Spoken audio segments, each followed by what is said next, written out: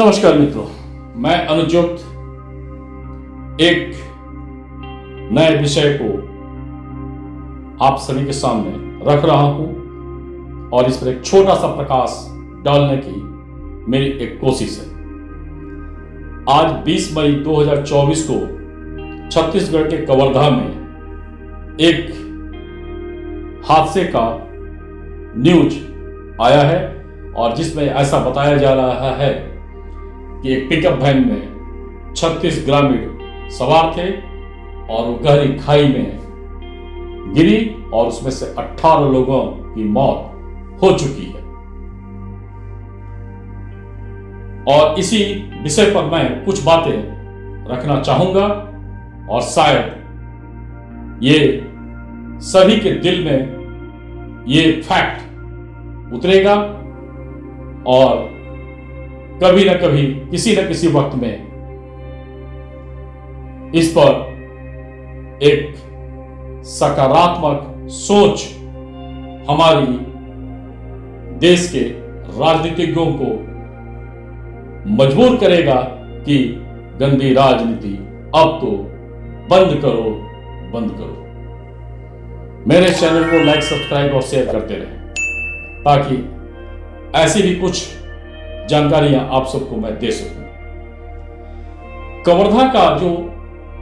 Accident हुआ है ये कोई नया नहीं है और ऐसे एक्सीडेंट आज देश के हर प्रांत में कभी न कभी सुनने को लगातार मिलते रहते हैं, समाचार का हिस्सा बनते हैं, अखबार के पन्नों का हिस्सा बनते हैं। राजनीतिक संवेदना हो तो जाती है लेकिन मूल कारण पर कोई नहीं आता और इसका जो सबसे प्रमुख कारण है कि भारत में आजादी के बाद से ही जनसंख्या को लेकर कोई नीति नहीं बनी और जनसंख्या को राजनीतिक वोट बैंक ही समझा गया और जैसे जैसे जनसंख्या बढ़ती रही वैसे वैसे भ्रष्टाचार अपने चरम को छूता रहा। आज आजादी के बाद की 34 करोड़ की जनसंख्या 150 करोड़ के आसपास हो चुकी है और जैसा आप सभी ये जानते हैं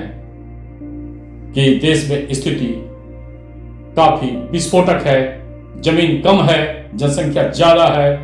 उत्पाद कम है, जनसंख्या ज्यादा है और इसके कारण ही एक इलाके में जनसंख्या का घनत्व भी काफी बढ़ते जा रहा है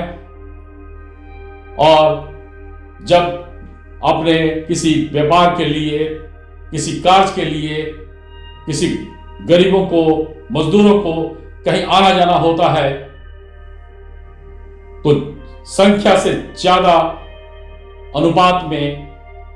वो किसी गाड़ी में बैठते हैं, लोड होते हैं और ऊबड़ खाबड़ रास्तों से वो गाड़ियां उन मजदूरों को ले जाती है, ले आती है। सड़क पर भी ऐसे कई गाड़ियां दिख जाएंगी जिनमें काफी ज्यादा लोग सफर करते हैं और ऐसे हादसे हम सब कभी न कभी सुन ही लेते हैं। आज की जनसंख्या में जब इतने हादसे हो रहे हैं तो थोड़ा इमेजिन करिए कि यही जनसंख्या और अगर 50 करोड़ बढ़ गई, 200 करोड़ हो गई तो ये हादसे हमारे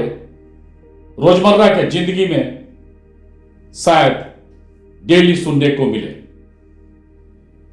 सरकार से, बुद्धिजीवियों से अपील होगा कि ये जनसंख्या पर काबू पाएं, नियम बनाएं और देश के लिए सकारात्मक दिशा बनाएं ताकि भ्रष्टाचार भी कम हो और जनसंख्या का दबाव किसी भी क्षेत्र में ज्यादा न पड़े। धन्यवाद।